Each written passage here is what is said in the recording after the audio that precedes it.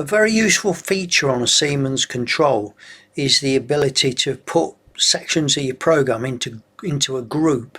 So you sort of group all this code together and it condenses it down, so you've just got something that you click on which opens up, and then you see everything that's in that group. So what it means is that your program visually looks nice and compact. So if you've got like a pocket or something like that, or some drilling and tapping and stuff like that, you could put all that into one group, which you'd call tapping M6 holes or something like that, or something or other pocket, and then that condenses down and you can open that up at any time, and it just makes your programs much more easy to manage and easier to read.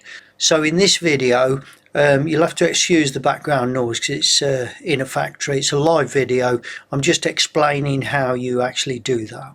Press build group,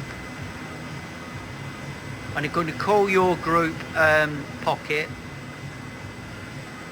and you might call it something like pocket 1. Yeah, accept that. And then what you're going to do now is open that up by pressing your arrow key. Yeah, that's opened it up. Now get that, yeah, so put mark, cursor down to the end, right down to the repetition. I want all of it, and more, keep going, yeah, all that. And I'm going to put cut, and then I'm going to go up to the top there, and I'm going to go paste. Now you just stuff that in that gap. Now when you close that down, go up to pocket, close it down by going to the left. Now you just selected it.